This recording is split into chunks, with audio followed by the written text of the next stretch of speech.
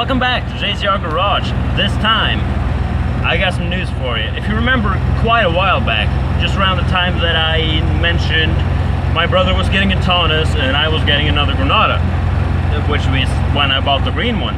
Well, got the green one. I mentioned that I'd gotten a hold of a set of GXL Granada gauges. They were in the Granada GXL and the Granada GHIA. Now, GHIA is, well, if you've heard of the Volkswagen Carmen GHIA, it's designed by the same design house in Italy. Whoa, that's a new one. And I have gotten that instrument cluster, gauge cluster in the Granada now. I couldn't find anyone who had a contact for it, the little plug on the back, that would sell it to me.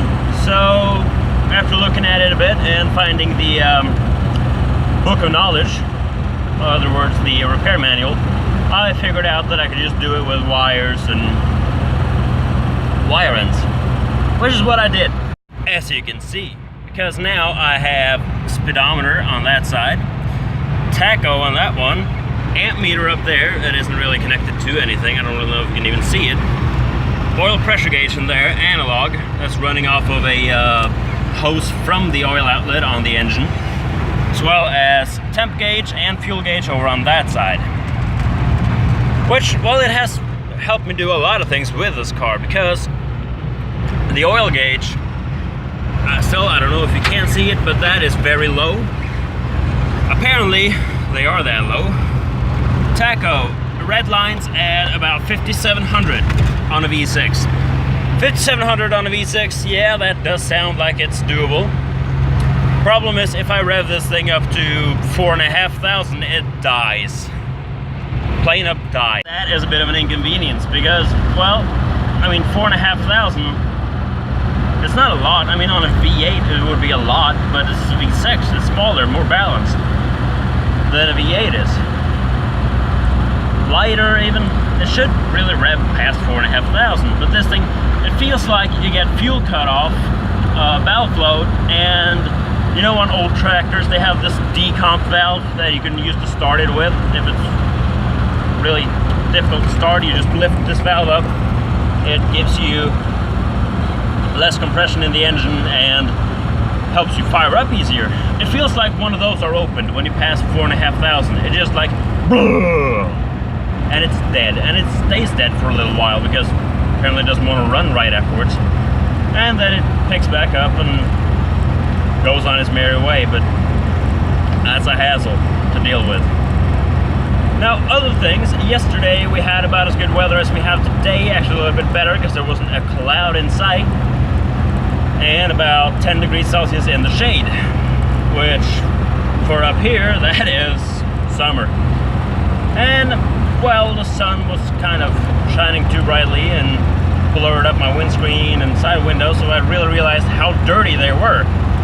So me and my girlfriend took a little hour or something outside, cleaned out all the windows, and that kind of sent me on a way to, I want to get that 40-year-old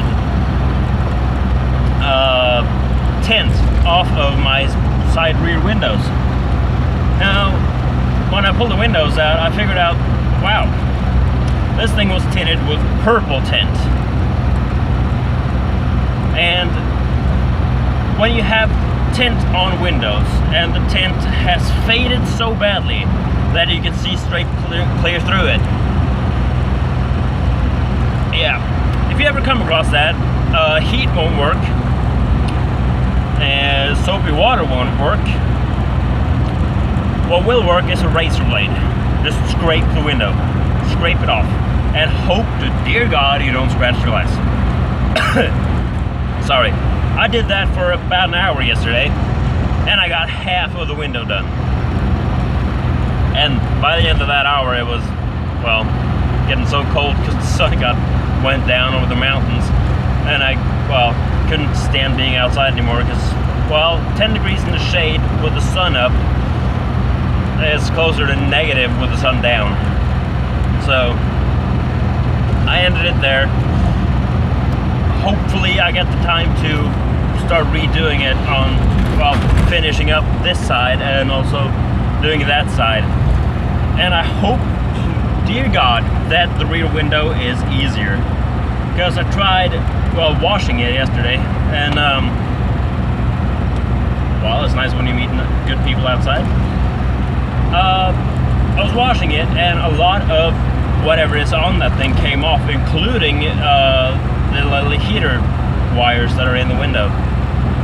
So I'm hoping a razor blade carefully could scrape all of that off, because with the sun on that window, I can't see anything out of it. It is just like a big smoky burnout, actually. You can look out the back window and it looks like it did a huge burnout, even though it didn't. And, well, in other news, I have been thinking about the V8 swap in this thing. With the oil pressure as low as it is, even though I'm told that it's supposed to be that way, I don't really trust it that much. And with the engine dying at 4,500, including being, well, sort of gutless, I have actually fixed the valve stem seals on this thing and replaced all the spark plugs. And, well, it still does smoke. I hope that that is residual oil and water left in the exhaust that's just smoking out, but yeah, it smoked almost worse after I fixed the oil valve stem seals. But if that doesn't change, then it leads me to believe that it is cylinder walls or oil rings, piston rings. And I have been thinking I should yank the 302 out of my Fairlane because, well, Fairlane, I haven't touched it. Not touched it in a way that I would be better than it was before I touched it, at least. In closer to 2 years. If not longer, actually. I think it is about 2 years ago since I put the engine in it. And it's moved probably just a couple of feet since then, because the turbo tank actually is back in my house right now. It is sitting outside the garage waiting to get its rockers and jacking points fixed. There's been a lot of things happening to that as well, so that will be back on the channel quite soon. Probably do a little project update on what's happened to everything since you've seen it. Whoa! If my horn wasn't underneath the dash, I would have used it right there.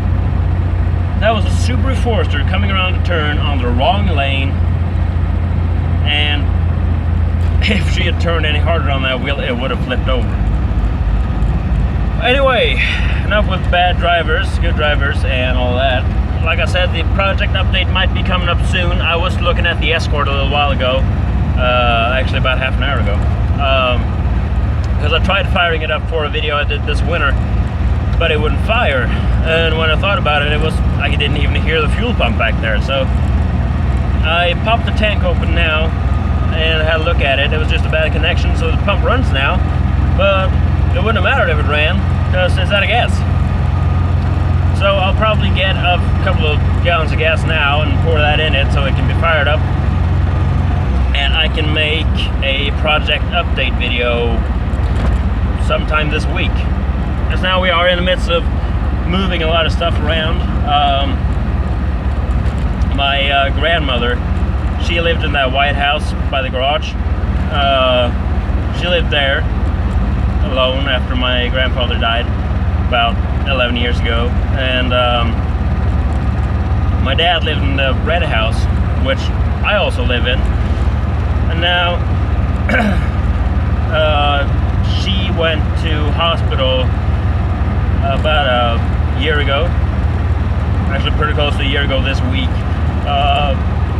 and had to amputate her left leg right below the knee, or right above the knee, because she's always had some problems with blood flow and blocking out the arteries a lot, but now I couldn't do it anymore, and eventually the foot just went, nope, I'm out of here. She had to amputate that, was sent to rehabilitation for that leg and learning how to walk with crutches or wheelchair or have other aids. There were some complications with that, and she ended up passing away from blood poisoning from the amputated leg. That was, yeah, I don't remember when that was. It was just over a month after her 88th birthday. So she passed away last October or November, early November actually. And my dad's been working on getting moved into her old house.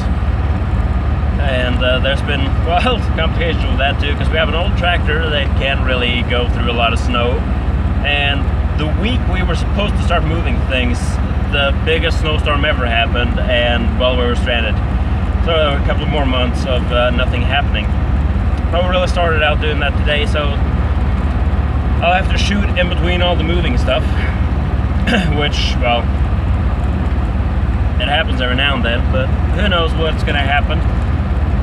And I don't really know what the next video will be, but a project update might be it.